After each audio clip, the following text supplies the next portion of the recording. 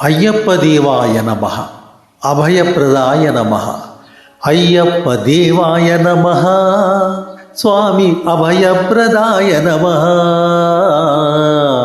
అయ్యప్ప దేవాయ నమః. స్వామి అభయప్రదాయ నమః. అయ్యప్ప దీక్షా నియమాల్ని భక్తులకు వివరిస్తూ ఉంటాడు ఒక గురుస్వామి. ఒక భక్తుడు ఇలా అడుగుతాడు, మణికంఠుడు ధర్మశాస్త్ర అంటున్నారు, మణికంఠుడే అయ్యప్ప అని కూడా అంటున్నారు. అసలు మణికంఠుడు అయ్యప్ప ఎలా అయ్యాడు స్వామి? అప్పుడు గురుస్వామి ఇలా చెప్పడం మొదలుపెట్టాడు. ఇది కరిమలవాసుని కథ. ఇది వింటే కలియుగంలో ఉన్నటువంటి పాపాలు నశించిపోతాయి. మరి ఆ అయ్యప్ప స్వామి వృత్తాంతాన్ని మీరు వినాలి అంటూ అయ్యప్ప జన్మ వృత్తాంతాన్ని చెప్పసాగాడు గురుస్వామి. ఈ లోకంలో అందరికన్నా మహాపతివ్రత ఎవరు అన్నటువంటి సందేహం పార్వతీ సరస్వతులకు కలుగుతుంది. తమ భర్తలలో లక్ష్మీనారాయణుల చెంతకు వెళ్ళి అడుగుతారు. తమలో ఒకరు అని చెబుతారని భావించిన ఆ ముగ్గురు భార్యలు ఆ పతివ్రత శిరోమణి సతీ అనసూయ అని చెప్పగా కోపంతో దిగులు చెందుతారు. సతీ అనసూయను పరీక్షించమని ఆ ముగ్గురు భార్యలు కోరతారు. అప్పుడు త్రిమూర్తులు మారువేషాలలో అనసూయ ఆశ్రమానికి వెళ్ళి, భవతీ భిక్షాం దేహి, మేము నీ అతిథులం, నీవు వస్త్రములు ధరించకుండా నగ్న రూపంలో మాకు భోజనం వడ్డించు అని అంటారు. ఒక భార్య పాటించవలసిన నియమాలన్నింటినీ తూచా తప్పక పాటించడం వల్ల కలిగిన శక్తి సంపదతో బ్రహ్మ విష్ణు మహేశ్వరులను పసిపాపలుగా మార్చివేసి వారిని ఊయలలో ఊపి ఒక్కొక్కరిని ముద్దాడుతుంది అనసూయ. కొంతకాలం గడిచినా తమ భర్తలు పసిపాపలుగానే ఉండడం గమనించినటువంటి భార్యలు అనసూయ యొక్క పాతివ్రత్య మహత్యాన్ని గుర్తించి తాము చేసిన పనికి చింతించి ఆమెను కీర్తించి తమకు పతిభిక్ష పెట్టమని వేడుకుంటారు.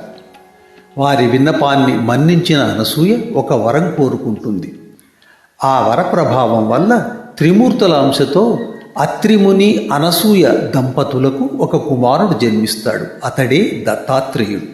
ఆ దత్తాత్రేయుడు యుక్త వయసు రాగానే లీలావతిని వివాహం చేసుకుంటాడు.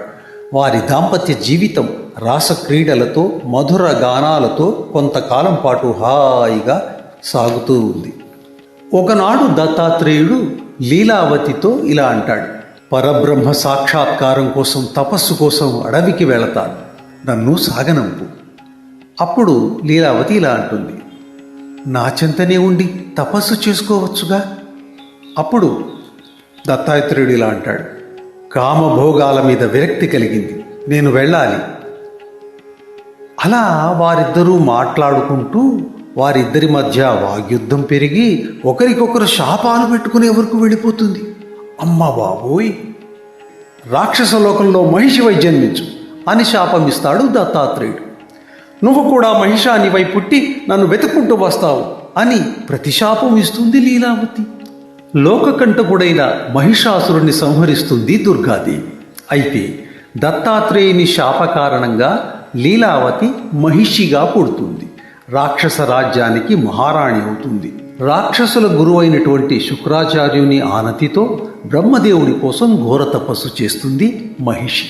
కలవరపడిన ఇంద్రుణ్ణి ఓదార్చి తపోభంగం చేస్తానని బయలుదేరతాడు మన్మథుడు. కోపించిన మహిషి ఆత్మాహుతితో బ్రహ్మను మెప్పిస్తానని కత్తి ఎత్తుతుంది. ప్రసన్నుడైన బ్రహ్మ మెచ్చుకొని వరం కోరుకోమంటాడు. ఎవరికీ లేనంత బలాన్ని ఇచ్చి చావు లేకుండా వరం ఇమ్మంటుంది మహిషి. అది కుదరదు కనుక వేరే వరం కోరుకోమంటాడు బ్రహ్మ. మరణాన్ని తప్పించడం విష్ణు మహేశ్వరులకు కూడా సాధ్యం కాదని బ్రహ్మ అనగా తెలివిగా ఆలోచన చేస్తుంది మహిషి. ఇద్దరూ మగవారైన విష్ణు మహేశ్వరులకు బిడ్డ పుట్టడం అసంభవమని తలచి ఆ హరిహరులకు పుట్టిన బిడ్డ చేతిలో మాత్రమే తన చావు ఉండాలి, అలా వరం ఇవ్వండి అంటుంది. మహిషి తెలివికి ఆశ్చర్యపోయిన బ్రహ్మ, ఓరి నాయనో, ఏం వరం కోరుకుంది, సరేలే ఇస్తానన్నానుక ఇస్తాను, తథాస్తు అని మాయమవుతాడు బ్రహ్మ. బ్రహ్మ ఇచ్చిన వరగర్వంతో మహిషి సూర్యుని తంతుంది, చంద్రుని కుమ్ముతుంది, గగనంలో గంతులు వేస్తుంది, మహీతలాన్ని అతలాకుతలం చేస్తుంది, ఇంద్ర పదవిని ఆక్రమిస్తుంది. అమ్మ బావోయ్! అప్పుడు ఇంద్రుడు వెళ్ళి శివుడితో మొరపెట్టుకుంటాడు. శివుడు దత్తాత్రేయుని పిలిచి ఇలా అంటాడు: మహిషిగా ఉన్న లీలావతి నీకిచ్చిన శాపాన్ని వినియోగించుకొని ఆమె దగ్గరకు వెళ్ళి సుందరమైన మహిషముగా మారి రాసక్రీడలలో ముంచి ఆమెను ఇంద్రలోకానికి దూరంగా తీసుకెళ్ళు అని అంటాడు శివుడు. ఆ విధంగానే మహిష రూపంలో ఉన్న వారిద్దరూ కామక్రీడల్లో మునిగి తేలుతూ ఉంటారు. దేవతలు రాక్షసులపై దాడి చేసి వారిని పారద్రోలితే రాక్షసులు తమ గురువైన శుక్రాచార్యుని వద్దకు వెళ్ళి మొరపెట్టుకుంటారు. శుక్రాచార్యుడు మిథున యాగం చేస్తాడు. దాని ప్రభావం వలన మహిషికి కామాసక్తి తొలగి మళ్లీ దేవతలను హింసిస్తూ ఉభయ సంధ్యలలో తనకే పూజలు చేయాలని ఆజ్ఞాపిస్తుంది. ఇంద్రుడు ఈసారి బ్రహ్మ వద్దకు వెళ్ళి మొరపెట్టుకుంటాడు. హరిహరులకు పుట్టబోయే శిశువు హరిహరులకు పుట్టబోయే శిశువు మహిషిని చంపుతాడు అని చెబుతాడు. అది అంత సంభవం కాదేమో అన్న సందేహాన్ని వెలిబుచ్చిన ఇంద్రుడితో బ్రహ్మ ఇలా అంటాడు: హరిహరుల లీలలు అంత తేలికగా అర్థం కావు. అదుగు అటు చూడు, కళ్ళు చెదిరిపోయే, మనసు పరవశమైపోయే బ్రహ్మాండమైన అందంతో హరి మోహిని అనే స్త్రీగా అవతరించి శివుణ్ణి ఎలా కవ్విస్తున్నాడో, ఆ అందానికి పరవశుడై శివుడు ఎలా మోహినిని చేరి నర్తిస్తూ ప్రణయం సాగిస్తున్నాడో చూడు. అది శృంగారకేళి కాదని, మహిషిని సంహరించడానికి శివకేశవులు చేస్తున్న లీల అని ఇంద్రుడికి అర్థమవుతుంది. అలా హరిహరుల ఆత్మల స్వరూపుడుగా ఉద్భవించిన శిశువునే హరిహరాత్మజుడు అంటారు. కేవలం ఒక ధర్మ ప్రయోజనం కోసం, విచిత్ర దుష్టశక్తి అయిన మోహిని సంహారం కోసం జన్మించినటువంటి బాలుడే ఈ మణికంఠుడు. అతనే ధర్మశాస్త్ర. శివుడి ఆజ్ఞ మేరకు ఆ శిశువు భూలోకంలో ఒక అటవీ ప్రాంతంలో శిశువుగా అవతరిస్తాడు. వేట కోసం వచ్చిన పద్మదళ రాజు తేజోరూపుడైన ఆ శిశువును చూచి అతనిని దేవుని వరంగా భావించి అల్లారుముద్దుగా పెంచుతూ ఉంటాడు. మెడలో మణిహారంతో మెరిసిపోతూ దొరికాడు కాబట్టి మణికంఠుడు అని పేరు పెట్టుకుంటాడు. విద్యాభ్యాసం కోసం మణికంఠుణ్ణి గురుకులానికి పంపిస్తాడు. సకల శాస్త్ర పాండిత్యాన్ని, సకల శస్త్ర ప్రయోగ శక్తిని సాధించిన మణికంఠుడు గురుదక్షిణగా పుట్టుకతోనే గుడ్డి మూగవాడైనటువంటి తన గురువు యొక్క పుత్రుడికి చూపును మాటను ప్రసాదించి మళ్ళీ రాజ్యానికి తిరిగి వస్తాడు. ఇక్కడ మణికంఠుని తల్లిదండ్రులు అతనిని రాజుగా పట్టాభిషేకం చేస్తామంటారు. పట్టాభిషేకం జరిగి మణికంఠుడు రాజ్యభారం వహిస్తే మహిషి యొక్క సంహారం ఇంకా ఆలస్యమవుతుందని గ్రహించిన ఇంద్రుడు మాయోపాయం చేసి మణికంఠుడి తల్లికి తీవ్రమైన తలనొప్పి తెప్పిస్తాడు. అంతేకాదు, రాజవైద్యుడి రూపంలో ఇంద్రుడే వచ్చి ఎవరూ తేలేని పులిపాలు తప్ప వేరే మందు పనిచేయదని చెప్తాడు. తల్లి తలనొప్పిని తీర్చడం కోసం పులిపాలు తెస్తానని మణికంఠుడు అడవికి బయలుదేరతాడు. రాజమందిరం నుంచి వెంటనే ఇంద్రుడు అడవికి వచ్చి మణికంఠుణ్ణి కలిసి అతని యొక్క జన్మ కారణాన్ని వివరిస్తాడు. ఇక మొదలవుతుంది మణికంఠుడు మహిషుల యుద్ధం. ఘోరంగా సుదీర్ఘంగా సాగిన యుద్ధానంతరం మణికంఠుడి చేతిలో మహిషి మరణిస్తుంది. అప్పుడు ఇంద్రుడే మళ్ళీ పులిగా మారి మణికంఠుణ్ణి ఎక్కించుకొని రాజమందిరానికి తీసుకుని వస్తాడు. అది చూసిన రాజదంపతులు ఆశ్చర్యపోతారు. మణికంఠుడు చెప్పగానే పులి వెళ్ళిపోవడాన్ని చూసి మణికంఠుడు దైవాంశ సంభూతుడని తెలుసుకుంటారు రాజదంపతులు. తనకు వివాహము, రాజ్య పట్టాభిషేకము వద్దని, తపస్సుకు వెళతానని, తనను ఆపవద్దని తల్లిదండ్రులను కోరుకుంటాడు. తల్లిదండ్రులతో ఇలా అంటాడు మణికంఠుడు: శాశ్వతమైన సత్యస్థాపన కోసం నేను జన్మించాను. అది నెరవేరాలంటే నేను నిష్ఠుర బ్రహ్మచర్యం పాటించాలి. ఆశలే అజ్ఞానానికి కారణం. అజ్ఞానం నుంచే నాది, నీది అనే మమకారం పుడుతుంది. మానవులు వీటన్నిటికీ అతీతులు కావాలి. అప్పుడే దైవత్వాన్ని పొందగలరు. కోట్లాది భక్తుల మనోరాజ్యాల్ని పాలిస్తూ ధర్మ సంస్థాపన చేయాల్సిన బాధ్యత నా మీద ఉంది. తమ్ముణ్ణి పట్టాభిషిక్తుణ్ణి చేయండి. మీరు నా కోసం చేయించిన ఆభరణాలన్నీ ధరించే సమయం వస్తుంది. ఇదిగో ఈ బాణాన్ని ఇప్పుడు సంధిస్తున్నాను. సమయం వచ్చినప్పుడు అది మీకు సందేశం తెలుపుతుంది. నా బాణం గుచ్చుకున్న చోట నాకు గుడి కట్టించండి. ప్రతి మకర సంక్రాంతికి నా గుడికి వచ్చి మీ ఆభరణాలు నాకు సమర్పించండి. అలంకరించుకుంటాను. ఇక సెలవు అని చెప్పి వెళుతూ ఉంటే రాజదంపతులిద్దరూ ఒకరు అయ్యా అని ఇంకొకరు అప్పా అని పిలుస్తారు. అప్పుడు మణికంఠుడు ఇలా అంటాడు, అయ్యా అప్పా, అయ్యా అప్పా. ఆహా, ఎంత మంచి పేర్లు!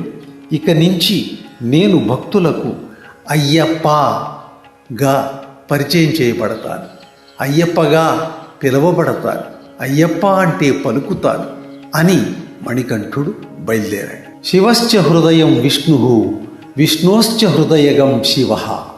సంధ్యావందన గీతం శివకేశవుల అనుబంధం. ఆదిశంకరుల అద్వైతం. అదే శబరి గిరీషుని అవతారం. అదే శబరి గిరీషుని అవతారం. ఇది కరిమలవాసుని కథ అని గురుస్వామి ముగించాడు. భక్తులంతా తాదాత్మ్యం చెంది, స్వామి అలాగే మాలధారణ గురించి కూడా కాస్త చెప్పండి అంటారు. మాలధారణం అంటే నియమాల తోరణాన్ని ధరించడం. నియమాల తోరణాన్ని ధరించడం అంటే కఠినమైనటువంటి నియమాలను పాటించడం. ఏమిటా నియమాలు?